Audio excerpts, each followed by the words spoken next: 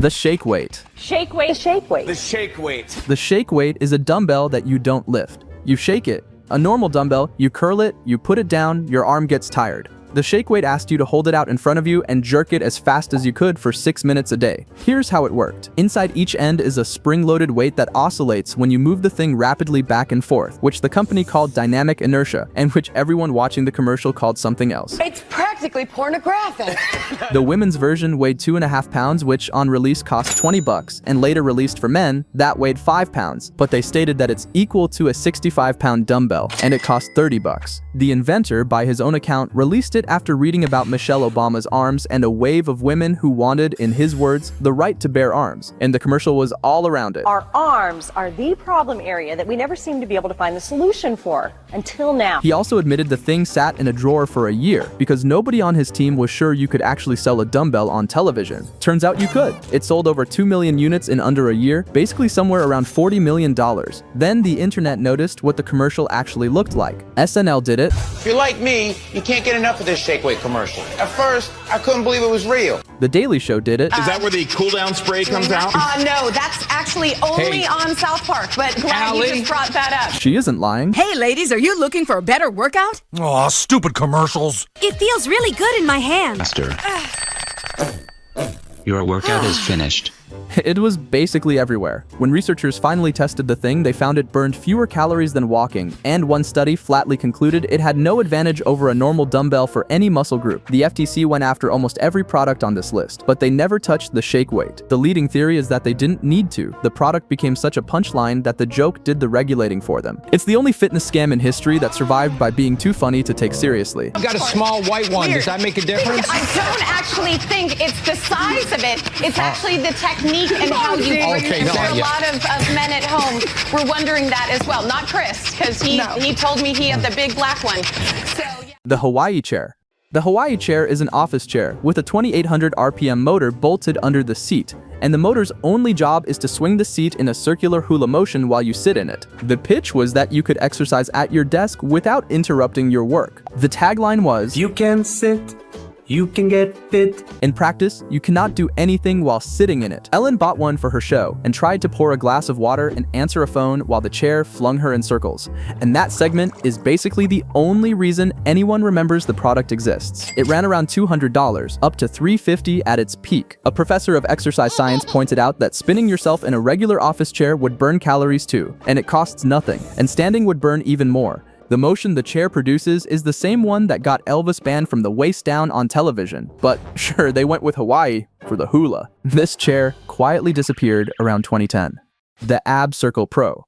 The Ab Circle Pro was a fiberglass disc with stationary handlebars and 2 knee rests that rolled along the edge of the disc. You'd kneel on it, grab the bars, and swing your lower body side to side around the curve. Between March 2009 and May 2010, the infomercial for it aired more than 10,000 times. The face of it was a woman named Jennifer Nicole Lee, who claimed she had lost 80 pounds using the machine and gotten herself crowned Miss Bikini America. She earned royalties on every unit sold. The product itself ran $200 to $250. The pitch was that 3 minutes a day on the machine was the same as doing 100 sit-ups, equivalent to 30 minutes of cardio at the gym, and enough to make you lose 10 pounds in 2 weeks. In January 2010, Consumer Reports tested it and found that the 3-minute workout burns about the same amount of calories as going on a brisk 3-minute walk. That was 2.5 years before the FTC did anything at all. When the agency finally filed in 2012, the settlement landed somewhere between $15 and $25 million, depending on how many people asked for refunds, and the FTC called it the largest settlement it had ever reached over an exercise machine.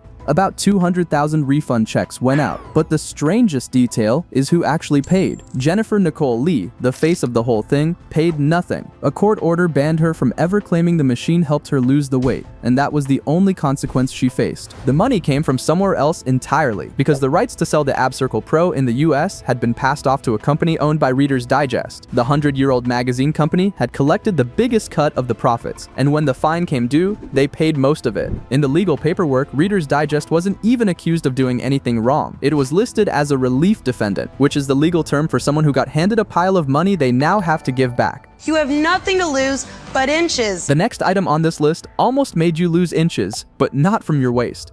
The Ab Lounge. The ab lounge looked like a folding lawn chair, and it more or less was one. You reclined into it and did crunches in a guided arc, the idea being that the frame controlled your motion so you couldn't cheat your way through the reps. Fitness Quest, out of Canton, Ohio, started selling it in 2003 for somewhere between $100 and $200 through infomercials, catalogs, Walmart, and Dick's. The crunches were fine, the chair was the problem. In November 2004, the Consumer Product Safety Commission, a US government agency that pulls dangerous products off the market, ordered Fitness Quest to stop selling about 460,000 of them, because when people opened or folded the frame, their fingers got caught in the hinges. We're not talking pinched fingers either. The reported injuries included cuts, crushing, and fingertip amputations. Fitness Quest had already documented 15 of these reports before any action was taken. Their solution was to mail customers a repair kit and let them fix it themselves. So the product that promised to flatten your stomach is mostly remembered for the parts of it that could remove the tip of your finger. The vibrating belt machine.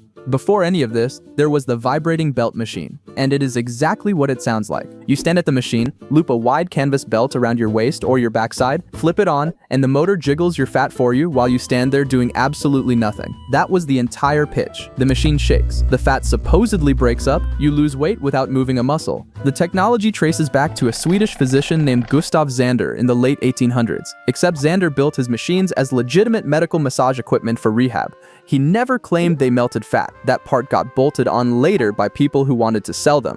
In 1927, John Harvey Kellogg, the cereal guy, put a version called the Battle Creek Health Builder in his sanitarium alongside his other ideas, which included electric baths and yogurt enemas. The machines hit their peak in American health clubs through the 50s and 60s, then faded by the 80s once enough people figured out that being shaken does not, in fact, do anything. A BuzzFeed writer actually tested a vintage one for 3 weeks and ended up half a pound heavier than when she started. The belt machine never really went away though. It just got reinvented. Power Balance.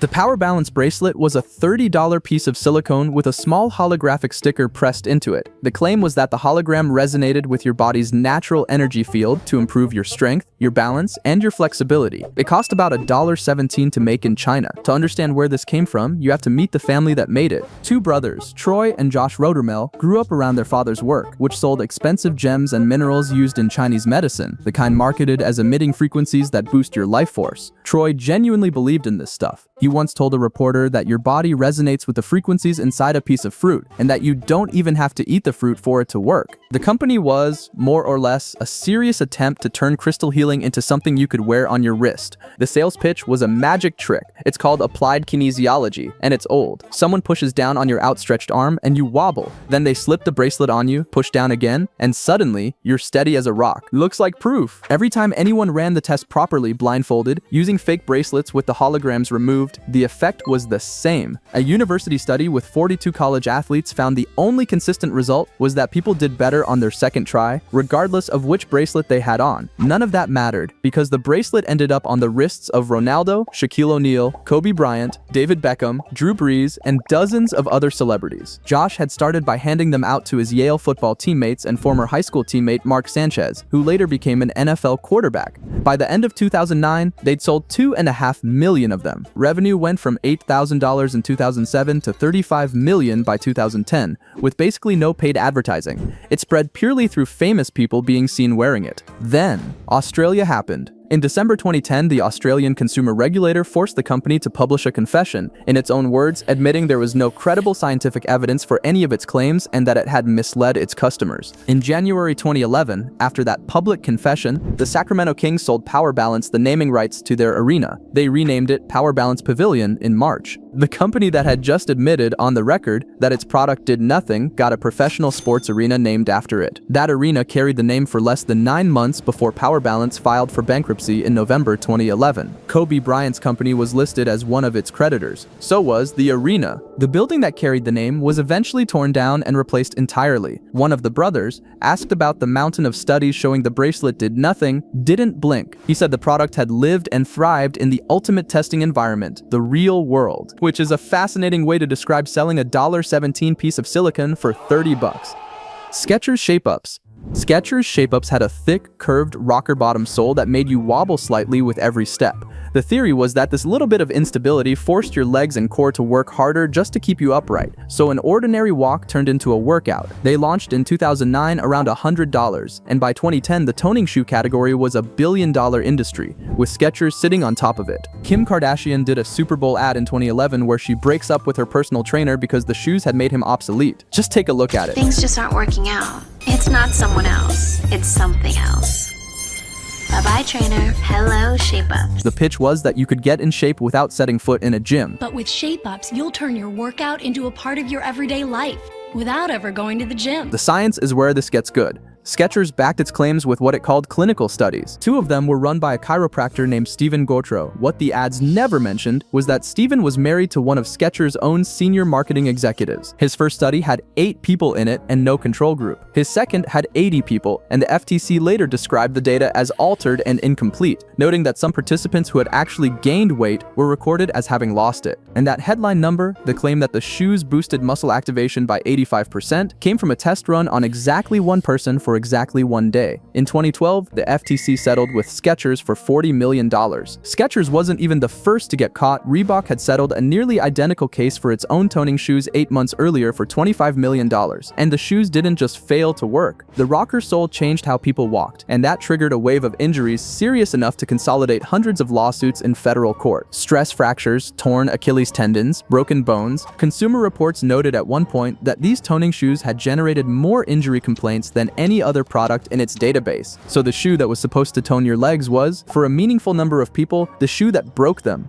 The Slim Suit. Introducing Slim Suit. Just put it on to take weight off. It's that easy. The Slim Suit, or Sauna Suit, is a rubber or coated nylon suit that seals in your body heat so you sweat as much as humanly possible. Are you ready to lose weight by walking, talking, sitting, sleeping, or... Who'd ever think I could lose weight while watching TV? The logic goes back at least to the 1932 Olympics, when a Swedish wrestler named Ivar Johansson used a sauna to drop 11 pounds between weight classes and won gold in both of them. That story became the sales hook for decades of suits promising you could sweat the weight right off. And the core problem was that people at that time didn't really know the difference between losing weight and losing fat. What you sweat out is water, not fat. The weight comes back the second you drink anything, and pushing it too far doesn't make you lean. It makes you dangerously dehydrated. The FTC actually ruled on this back in 1978, finding the suits couldn't do anything beyond temporary water loss. This is the one on the list where the consequences turned serious. Over 33 days in late 1997, 3 college wrestlers died, separately, doing the same thing.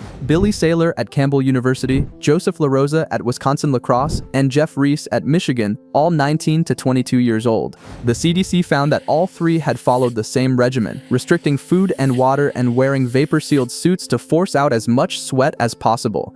They were the first known deaths in collegiate wrestling since national record-keeping began in 1982. The NCAA changed its rules within weeks. Rubber and plastic sweatsuits were banned outright. Weigh-ins were moved to right before matches, so there was nothing to gain from a last-minute cut, and a 7-pound weight allowance was added to every class that previously only allowed 1. The NCAA only governs college sports, though. In professional boxing and MMA, nobody banned anything. Fighters still cut weight in sauna suits today, sweat off as much as possible the day before the fight, and then spend the next 24 hours eating and drinking it all back before they compete. The NCAA closed that window to 2 hours. Professional combat sports never did, so the suit never disappeared, it just moved somewhere the rules couldn't reach it. The Morning Walker.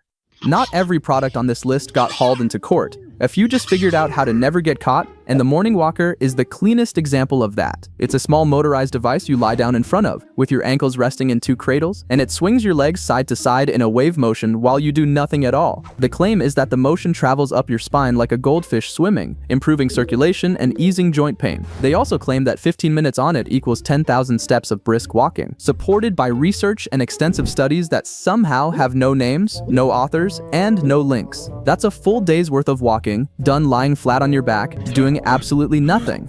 watch who it's sold to. It's pitched heavily across India and Southeast Asia, aimed squarely at older people and anyone with arthritis or limited mobility, the exact audience that wants nothing more than for this to be real. And watch the language carefully. No mention of weight loss, no mention of burning fat, just circulation and joint pain and steps. Those are the words that keep regulators away, and the morning walker knows exactly which ones to use. There's no FTC case against it and no FDA approval behind it. It's the version of the scam that survives by knowing exactly which words to avoid, which, as you're about to see, is the whole trick. Which brings us to the one that never actually died.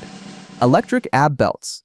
In late 2001 and into 2002, electric ab belts took over late-night television. These were belts lined with electrodes that sent low electrical pulses into your stomach, forcing the muscles to twitch and contract on their own. The promise was that you could replace sit-ups entirely. Strap it on, watch TV, lose fat, and get a six-pack while sitting perfectly still. The three big brands, Abtronic X Fast Abs, each aired more than 1,000 times a week. They were among the 10 most aired infomercials in the entire country. They sold for $40 to $120. And according to the FTC chairman at the press conference, the three brands had already pulled in around $100 million combined, and that was the conservative figure. In May 2002, the FTC launched a coordinated crackdown it actually named Project Absurd, hitting all three brands at once. The chairman's summary was, unfortunately though, these electronic ab gadgets don't do a thing to turn a bulging beer belly into a sleek six-pack muscle stomach. The cases dragged on for years. Fast Abs settled for over $5 million. Abtronic got hit with an $83 million court judgment. Ab Energizer faced judgments totaling over $84 million combined, almost none of which was ever actually collected because the companies behind it had already run out of money. And then someone tried to crawl right back in through the wreckage. A marketer named Ajit Kubani put out a belt called Ab Force, and his whole ad strategy was to point at the famous ab belt infomercials people had already seen, as if to say, you know the ones, here's another. Everybody wants one, selling for up to $120 each. Well, that's why we developed the Ab Force for just $20. The FTC, which had already taken 4 previous actions against this guy, found him liable and barred him from making any of the same claims again. He eventually paid $7 million to settle the case in 2009. Now this is how the scam learned to survive. A company called Slendertone got its belt actually cleared by the FDA. Not approved for weight loss or six-packs, just cleared to claim it could temporarily tone and strengthen muscles, which is a much smaller and technically true claim. That FDA clearance became the marketing key. It let the product look legitimate while quietly dropping the promises that had gotten everybody else shut down, which is exactly the playbook the modern version runs. There's a Japanese company called MTG that sells an EMS device called SixPad, the same basic technology as the 2002 belts the FTC wiped out, except this one is branded as premium wellness tech. It's priced around $350 to $400, and its main pitchman is Cristiano Ronaldo. The company pulls in over $600 million a year. It carefully uses the soft words, tone and strengthen and stimulate, and buries the part where you still have to actually exercise and eat right down in the fine print. There's still no good evidence that this kind of stimulation builds real muscle, and here's the detail that ties the whole thing in a bow. Cristiano Ronaldo, the face of the modern ab belt, also turns up on the list of celebrities who once endorsed the Power Balance bracelet.